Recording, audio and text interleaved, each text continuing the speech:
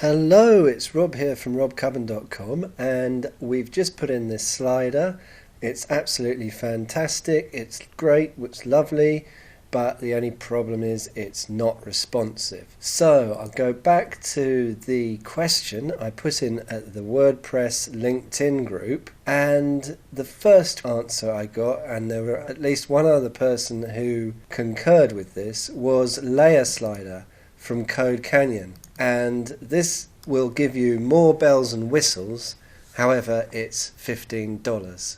So with WordPress plugins, sometimes, not always, you get what you pay for, and the free ones don't do exactly what you want them to do. They don't have so many options, but if you pay, in this case, $15 to CodeCanyon, then hopefully you'll get slider doing what you want, and in this case being responsive as well as everything else. So let's Google that, layer slider from CodeCanyon, and there it is, codecanyon.net. I haven't used it many times, but there's an awful lot of other plugins and stuff here at CodeCanyon. So I've got a choice whether I have a regular license or an extended license, and the only difference is if something is being purchased for in a single end product that you are putting it on. In this case we're not doing that, so I'm going to purchase the regular license. And it's asking me if I have an Envato account, and I think I do, so I'm going to sign in.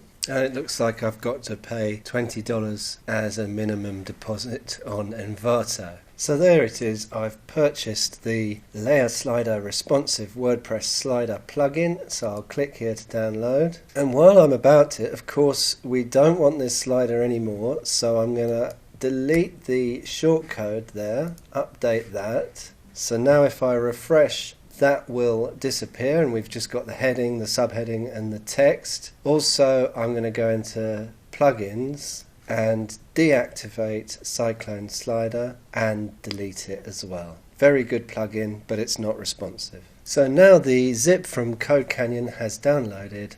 I'll unzip that, and there the layer slider is.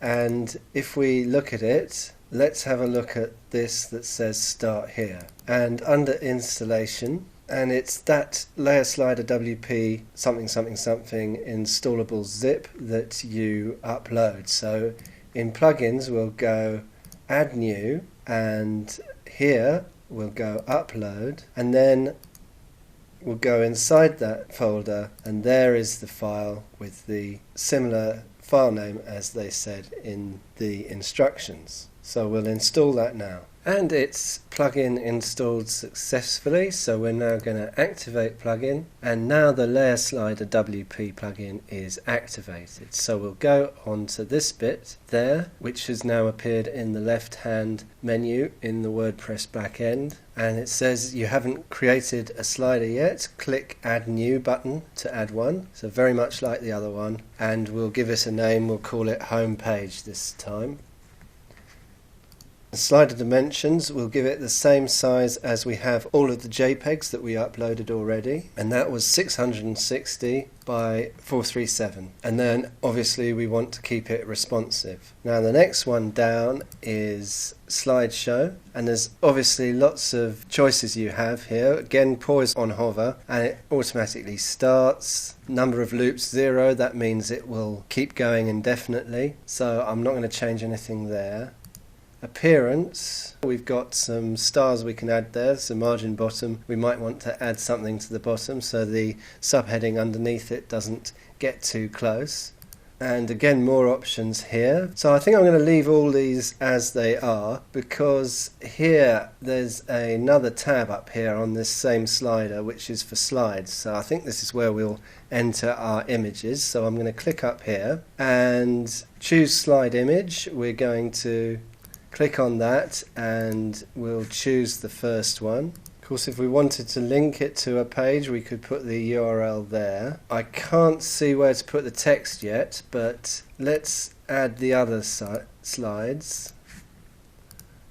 So we've got that one there, and third one, and lastly the fourth one.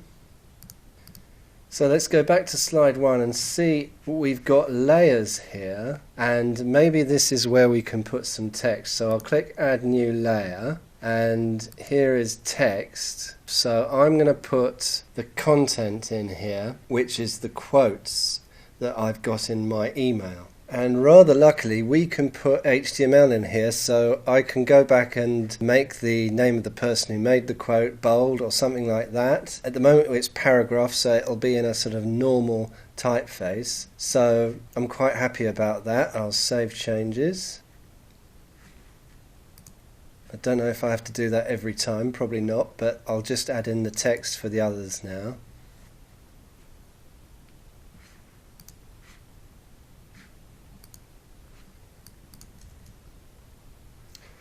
And lastly, slide 4, and you don't have to save as you go on, but in this layer 1, which comes up now because I added the layer 1 on the first slide, we'll add the quote for that. And now let's save changes, and there's some short code, so let's add that to the page.